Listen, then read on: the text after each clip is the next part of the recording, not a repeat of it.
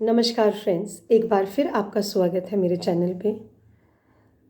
आज डिस्कस करते हैं विंटर्स के बारे में। विंटर्स में मेन प्रॉब्लम क्या होती है? विंटर्स में ड्राइनेस बहुत ज़्यादा हो जाती है।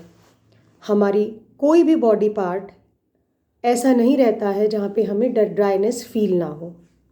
चलिए बात करते हैं सबसे upper most part of the body की, स्कैल्प। स्कैल्प की ड्राइनेस डिस्कम्फर्ट तो क्रिएट करती ही करती है, लेकिन बहुत ज़्यादा हमारे लिए अनकंफर्टेबल सिचुएशन भी हो जाती है। क्योंकि अगर हम दो आदमियों के बीच खड़े हैं और हम बात करते वक्त बार बार सिर में हाथ जा रहा है हमारा, तो वो एक अच्छी वाइब्स नहीं आती हैं उस चीज़ से। तो चलिए डिस्कस करते हैं कि ये क्यों होता है और इसके लिए हम क्या कर सकते हैं। ड्राइनेस ऑफ स्कैल्प ये एक वो कंडीशन है जिसमें आपकी स्कैल्प से जो अधिक मात्रा में मॉइस्चर लूज़ हो जाता है, ख़त्म हो जाता है, और आपकी स्कैल्प बहुत ज़्यादा ड्राई होकर उसमें खुजली की प्रॉब्लम हो जाती है, उसमें इचिंग बहुत ज़्यादा होती है। इस कंडीशन को हम सेबोरोइक डर्मेटाइटिस बोलते हैं।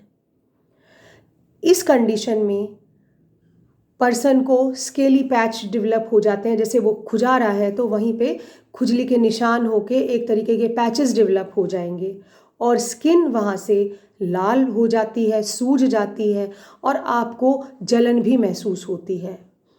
कई बार ऐसा डैंड्रफ भी बन जाता है जो बहुत स्टबर्न हो जाता है। स्टबर्न मीन्स हम बहुत प्रेशर लगाते हैं कि वो निकल जाए, बट वो निकलता नहीं है, और अगर निकलता है तो ब्लीडिंग हो जाती है उसमें, या कई बार हम उसको निकालते हैं तो नीचे से पस फॉर्मेशन हो रहा होता है, तो हमें वो दिखाई देता है।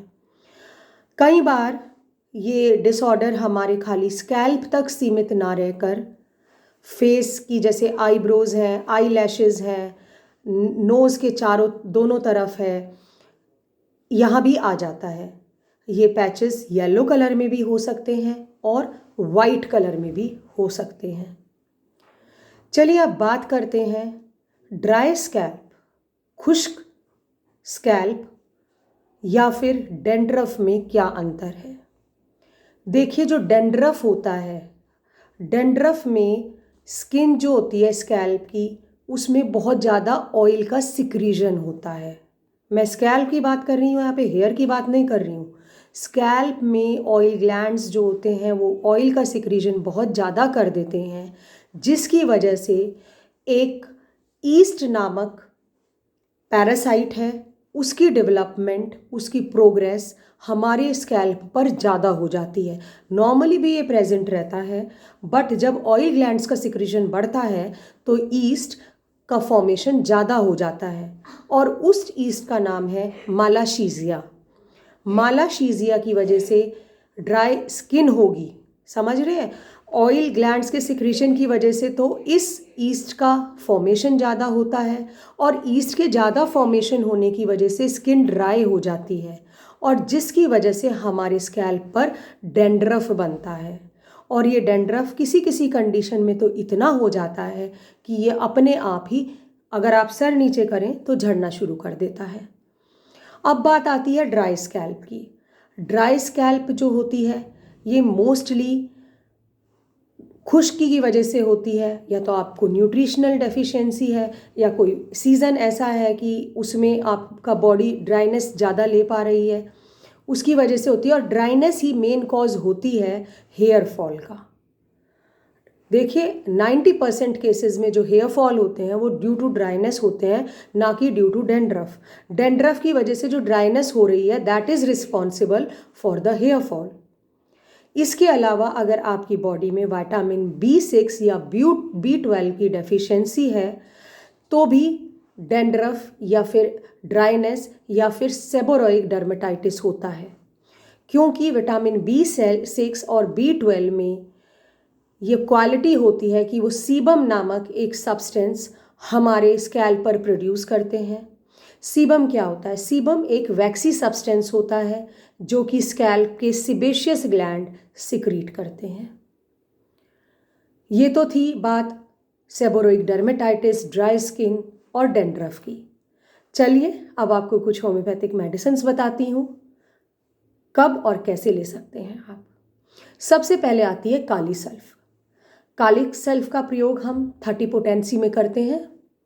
ये उन केसेस में की जाएगी जहाँ पर येलो कलर के स्कैल्प से आपके डेंड्रफ होगा येलो कलर का, या फिर जो खुरंड बना है, जो क्रस्ट बनी है वो येलो कलर की होगी और स्टिकी होगी, चिपचिपी होगी और उसमें खुजली भी बहुत ज़्यादा होगी। तो इस केस में हम काली सल्फ या कैली सल्फ 30 में हम दे सकते हैं। अगर वाइट कलर के फ्लेक्स हैं, ड्राइनेस बहुत ज़्यादा है, आपके बालों तक ड्राइनेस पहुंच रही है और आपके बालों के स्प्लिट एंड्स हो रहे हैं, तो इस केस में थूजा को आप यूज़ में ला सकते हैं। थूजा की पोटेंसी आप 200 रखेंगे। अगर येलो कलर का पस फॉर्मेशन है आपके स्कैल्प पर और इसके अलावा बहुत ज़्यादा इचिंग हो रही है, और जैसे ही आप इचिंग करते हैं तो वो येलो पस जो है वो बाहर आता है और जो उसके नेबरिंग प्लेसेस हैं वहाँ पर उसके पहुँच जाने की वजह से इन्फेक्शन स्प्रेड हो रहा है, तो कैलकेरिया सल्फ दी जाती है। अगर स्कैल्प पर आपको ग्रीसी सेंसेशन होती है, ग्रीस के टाइप का सेंस आती है, रेडनेस है और साथ ही साथ स्कैल्प के साथ साथ आपके फेस पर भी रेड रेड पिंपल्स हैं, तो नेट्रम म्यूर दे सकते हैं।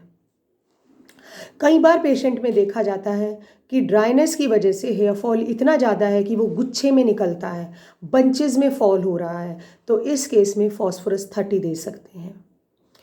स्कैल्प पे स्केल्स बहुत सारे हो गए हैं, स्कैल्प के साथ आपकी आई लैशेज़ पे आ गए हैं, आपकी आईब्रो पे आ गए हैं, तो इस केस में आप सैनिक्यूला एक्वा ले सकते हैं।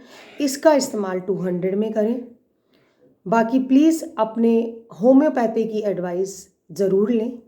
नेक्स्ट आती है, कई बार हमारे हेयर में प्रॉब्लम है, स्कैल्प पे प्रॉब्लम है, उसके बावजूद भी हम मतलब एक्टिव हैं, लेकिन एक्टिव जब हम किसी से मिलने जाते हैं तो दूसरा पर्सन हमारे से दूर भागता है। क्यों दूर भागता है? क्योंकि हमारे अंदर से बहुत ज़्यादा बुरी स्मेल आ रही है। हमने अभी हेयर वॉश किया था लेकिन सेकंड पर्सन हमें कह रहा है कि बहुत बुरी स्मेल आ रही है आपके बालों में से। अगर ये सिचुएशन होती है कि स्मेल जो है बहुत ज़्यादा बुरी आए आपकी स्कैल्प में से और इची बहुत ज़्यादा हो, तो सोराइनम यूज़ कर सकते हैं। कई बार पर्सन बहुत वीक होते हैं, बहुत वीकनेस आ जाती है और स्कैल्प पे ड्राइनेस भी है और ड्राइनेस के साथ डेंड्रफ है, स्केल्स भी हैं बहुत ज़्यादा, और उनकी वजह से, उस प्रॉब्लम की वजह से पेशेंट रेस्टलेस हो जाता है, एक जगह पे नहीं रुक पा रहा है, तो आर्सेनिक अल्बम दी जा सकती है। फ्रेंड्स, ये थी कुछ इन्फॉर्मेशन जो मैं आपसे शेयर करना चाह रही थी, लेकिन प्लीज़ मेरी रिक्वेस्ट है, कोई भी होम्योपैथिक ट्रीटमेंट लेने से पहले किसी वेल क्वालिफाइड होम्योपैथ्स की एडवाइस ज़रूर लें। और अगर आपको मुझसे कोई इन्फॉर्मेशन चाहिए तो हमारी वेबसाइट विज़िट करें homeoblessings.com, मेरे चैनल को सब्सक्राइब करें और कमेंट बॉक्स में कमेंट करें। धन्यवाद।